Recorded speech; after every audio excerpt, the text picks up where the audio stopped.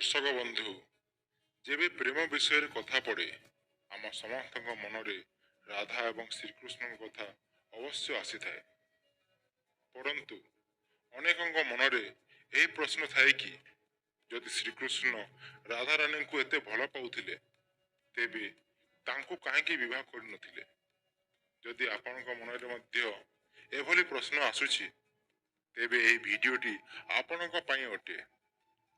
कारण आज भिडियो रे आमे सही प्रश्नर उत्तर जानिबा जहा हैला श्रीकृष्ण काहेकि राधा रानी को विवाह कर भिडियो को शेष पर्यंत अवश्य देखंतु। नमस्कार दर्शक बंधु, आपण मानक पुणी थरे स्वागत। धर्म ग्रंथ रे एही विषय रे अनेक उल्लेख मिले। सेही उल्लेख मानक मध्यरु गोटिए यहा कि राधा रानी आउ केही नुहंती बरं से श्रीकृष्णंकर आउ गोटिए रूप। स्कंद पुराण अनुसारे श्रीकृष्ण को आत्माराम बोली कहा जाए। यार अर्थ होउछि जे निज आत्मा मध्यरे रमण करी आनंदित रही थांती। तांकु आनंदर अनुभूति पाई अन्य कहारी आवश्यकता होई न थाए। तांको आत्मा स्वयं राधा ही थिले। तेणु कृष्ण एवं राधा को केबे अलगा ही करी हेबो नाही। एभली स्थिति रे राधा एवं कृष्ण को विवाह करिबा अथवा न करिबा कौनसी प्रश्न ही उठु नाही। श्री कृष्ण ही निजକୁ राधा एवं कृष्ण रूप रे प्रकट करिसंती। यह श्री कृष्णकर ही मनोरम रूप। ब्रह्म वैवर्त पुराण रे वर्णित एक कथा अनुसारे राधा एवं श्रीकृष्ण गोलोक रे अवस्थान करती। थरकर कथा राधा रानीकर अनुपस्थिति रे श्रीकृष्ण निजर अन्य जने पत्नी प्रजांक सह रमण करुथिले। सेही समय रे राधा रानी पहुंची आसिले एवं प्रजांक उपरे क्रोधित होई से प्रस्थान कले। श्रीकृष्णंक मित्र श्री रामांकु राधांक एभली व्यवहार किछि ठीक लागिला नाही। से राधांकु भल मंद कहिदेले। राधा क्रोधित होई तांकु परवर्ती जन्म रे शंखचूड़ नामक राक्षस हेबार अभिशाप देदेले। एणे श्रीदामा मध्य राधांकु पृथ्वी पृष्ठ रे 100 वर्ष कृष्ण छड़ा होई बंची रहिबार अभिशाप देदेले। एही कारण जोगु राधा एवं कृष्णंक बाल्य कालरो ही विरह होइथिला। राधांकु जेतेबेले अभिशाप मिलिथिला से समय रे श्रीकृष्ण तांकु कहिथिले कि तांकर मनुष्य रूप रे जन्म तो हेबो परंतु मु तुम सह सर्वदा रहिबी। रामचरित मानसर बालकांड अनुसारे थरे स्वयं प्रभु विष्णु नारदंक सह छल करथिले। तांकु जणे बानरर स्वरूप देई देथिले। एणु से महालक्ष्मी सह स्वयंवर रे हसर पात्र होइथिले एवं सेही स्वयंवर रे नारदंक महालक्ष्मी सह विवाहर अभिलाष केवल अभिलाष रे ही रहीगला। नारद मुनि जेतेबेले ए विषय जानिले से क्रोधित होई वैकुंठ पहुंचिले। पहुंचिला परे भगवान विष्णु को अनेक भलमंद कहिले एवं तांकु पत्नी वियोगर अभिशाप देदेले।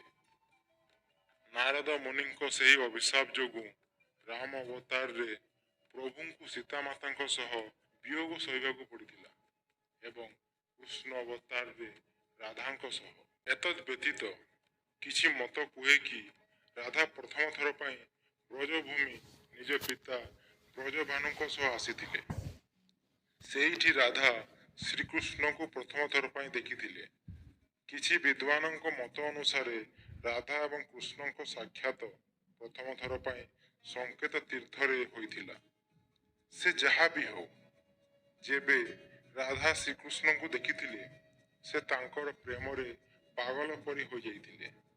श्रीकृष्ण मध्य राधा को देखि मोहित हो जाइथिले एवं एपरी भावरे दुई जनक मध्य रे प्रेम होइथिला।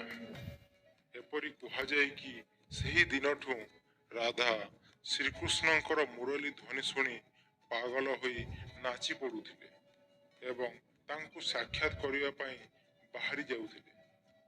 साही पड़िसा रे जेतेबेले राधा एवं श्रीकृष्ण प्रेम विषय चर्चा चलिला राधा समाजर लोके ତାଙ୍କୁ ଘରୁ ବାହାରିବା ମନା କରିଦେଲେ। ଏହାପରେ ଦିନେ ଶ୍ରୀକୃଷ୍ଣ ମାତା ଯଶୋଦାଙ୍କୁ କହିଲେ କି ସେ ରାଧାଙ୍କୁ ବିବାହ କରିବା ପାଇଁ ଚାହାନ୍ତି। ଏହା ଶୁଣି ମାତା ଯଶୋଦା କହିଲେ କି ରାଧା ତାଙ୍କ ପାଇଁ ଠିକ୍ ଝିଅ ନୁହେଁ। ପ୍ରଥମତଃ ଏଥିପାଇଁ କି ରାଧା ଶ୍ରୀକୃଷ୍ଣଙ୍କଠୁ 12 ବର୍ଷ ବଡ଼ ଥିଲେ ଏବଂ ଦ୍ୱିତୀୟ ଏହି କି ରାଧାଙ୍କ ନିର୍ବନ୍ଧ ଚନ୍ଦ୍ରସେନାଙ୍କ ସହ ହୋଇସାରିଥିଲା, ଯିଏ ଏବେ କଂସର ସେନାରେ ଅଛି। ଯୁଦ୍ଧ ସରିଲା ପରେ ତାର ରାଧା ସହ ବିବାହ ହୋଇଯିବ। ଏଣୁ ରାଧା ସହ ତୁମର ବିବାହ ହୋଇପାରିବ ନାହିଁ। ତୋ ପାଇଁ ଆମେ ଅନ୍ୟ କନ୍ୟା ଖୋଜିବା। ପରନ୍ତୁ ଶ୍ରୀକୃଷ୍ଣ ଜିଦ୍ ଧରି ବସିଲେ। ଏ ବିଷୟରେ ମାତା ଯଶୋଦା ନନ୍ଦ ରାଜାଙ୍କୁ ମଧ୍ୟ କହିଲେ। କୃଷ୍ଣ ନନ୍ଦ ରାଜାଙ୍କ କଥା ଶୁଣିଲେ ନାହିଁ। ତେଣୁ ନନ୍ଦ ରାଜା ତାଙ୍କୁ ଗର୍ଗ ଋଷିଙ୍କ ପାଖକୁ ନେଇଗଲେ। ଗର୍ଗ ଋଷି କୃଷ୍ଣଙ୍କୁ ବୁଝାଇ କହିଲେ କି ତାଙ୍କ ଜନ୍ମ କୌଣସି ଏକ ବିଶେଷ ଲକ୍ଷ୍ୟ ପ୍ରାପ୍ତି ପାଇଁ ହୋଇଛି। ଏହାର ଭବିଷ୍ୟବାଣୀ ହୋଇସାରିଛି କି ତୁମେ ତାରଣହାର ଅଟ।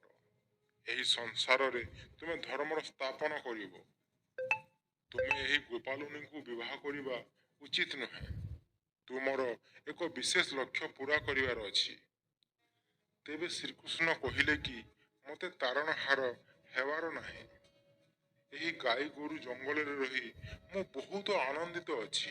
ଆଉ ଯଦି ମୋତେ ଧର୍ମର ସ୍ଥାପନା କରିବାର ଅଛି, ତେବେ କଣ ମୁଁ ଏହି ଅଧର୍ମରୁ ଆରମ୍ଭ କରିବି କି? ଯିଏ ମୋତେ ଏବଂ ମୁଁ ଯାହାକୁ ପ୍ରେମ କରୁଛି ତାକୁ ଛାଡ଼ିଦେବି? ଏହା କୌଣସି ନ୍ୟାୟରେ ଯାଉନାହିଁ। ଗର୍ଗ ମୁନି ସବୁ ପ୍ରକାରେ ତାଙ୍କୁ ବୁଝାଇବା ପାଇଁ ଚେଷ୍ଟା କଲେ, ହେଲେ ଶ୍ରୀକୃଷ୍ଣ ବୁଝିବାକୁ ନାରାଜ। ତେଣୁ ଗର୍ଗ ମୁନି ଏକାନ୍ତରେ ଯାଇ ଶ୍ରୀକୃଷ୍ଣଙ୍କୁ ଏହି କଥା କୁହନ୍ତି କି ସେ ଯଶୋଦା ଏବଂ ନନ୍ଦ ରାଜାଙ୍କ ପୁତ୍ର ନୁହନ୍ତି, ବରଂ ଦେବକୀ ଏବଂ ବସୁଦେବଙ୍କ ପୁତ୍ର ଅଟନ୍ତି ଏବଂ ଦେବକୀ ଏବଂ ବସୁଦେବଙ୍କୁ କଂସ କାରାଗାରରେ ବନ୍ଦୀ କରି ରଖିଛି। ଏହା ଶୁଣି ଶ୍ରୀକୃଷ୍ଣ କିଛି ମଧ୍ୟ କହିବା ସ୍ଥିତିରେ ରହିଲେ ନାହିଁ। ସେ ଟିକେ ମୌନ ରହି ଋଷିଙ୍କୁ ପୁଣି ପଚାରିଲେ, କୃପା କରି ମୋ ବିଷୟରେ ଆଉ କିଛି କୁହନ୍ତୁ। ତେବେ ଋଷି କହିଲେ, ତୁମେ ନିଜର ସମସ୍ତ ଗୁଣକୁ ପ୍ରକଟ କରିସାରିଲଣି। ତୁମର ସମସ୍ତ ଲକ୍ଷଣ ଏହା ଇଶାରା କରୁଛି କି ତୁମେ ସେହି ମହାପୁରୁଷ ଯାହାଙ୍କ ଚର୍ଚ୍ଚା ଋଷିମୁନି କରି ଆସିଛନ୍ତି। ଏହା ଶୁଣି ଶ୍ରୀକୃଷ୍ଣ ଚୁପଚାପ ସେଠୁ ପ୍ରସ୍ଥାନ କଲେ ଏବଂ ଗୋବର୍ଦ୍ଧନ ପର୍ବତର ସର୍ବୋଚ୍ଚକୁ ଚଢ଼ିଯାଇ ଆକାଶକୁ ଦେଖିବାକୁ ଲାଗିଲେ। ସେ ଦିନସାରା ସେଇଠି ରହିଲେ ଏବଂ ସୂର୍ଯ୍ୟାସ୍ତ ସମୟକୁ ତାଙ୍କର ଜ୍ଞାନ ହୋଇସାରିଥିଲା। ସେଇଠୁ ତାଙ୍କର ଗତି ଏବଂ ନିୟତି ବଦଳିଗଲା। ଏହାପରେ ସେ କଂସର ଡାକରା ଯୋଗୁଁ ବୃନ୍ଦାବନ ଛାଡ଼ି ମଥୁରାକୁ ପ୍ରସ୍ଥାନ କଲେ ଏବଂ ଏପଟେ ରାଧାଙ୍କ ବିବାହ ଯଶୋଦାଙ୍କ ଭାଇଙ୍କ ସହ ହୋଇଗଲା। ଦର୍ଶକ ବନ୍ଧୁ, ଏଣୁ ଶ୍ରୀକୃଷ୍ଣ କୁହନ୍ତି କି ରାଧା ସ୍ୱୟଂ ମୋର ଆତ୍ମା। ତେବେ ମୁଁ ତାଙ୍କୁ ବିବାହ କରେ ଅଥବା ନ କରେ, ଏଥିରେ କୌଣସି ତଫାତ୍ ନାହିଁ। ଦର୍ଶକ ବନ୍ଧୁ, ଆଜିର ଭିଡ଼ିଓକୁ ଆମେ ଏଇଠି ସମାପ୍ତ କରିବା। ଆମେ ଆଶା କରୁଛୁ କି ଆଜିର ଏହି ପ୍ରସ୍ତୁତି ଆପଣମାନଙ୍କୁ ପସନ୍ଦ ଆସିଥିବ। ଯଦି ପସନ୍ଦ ଆସିଥାଏ, ତେବେ ଏହାକୁ ଅଧିକରୁ ଅଧିକ ଲାଇକ୍ ଏବଂ ସେୟାର କରନ୍ତୁ ଏବଂ ଏମିତି ପୌରାଣିକ ପ୍ରସଙ୍ଗ ଜାଣିବା ପାଇଁ ଆମ ଚ୍ୟାନେଲକୁ ସବସ୍କ୍ରାଇବ୍ କରନ୍ତୁ।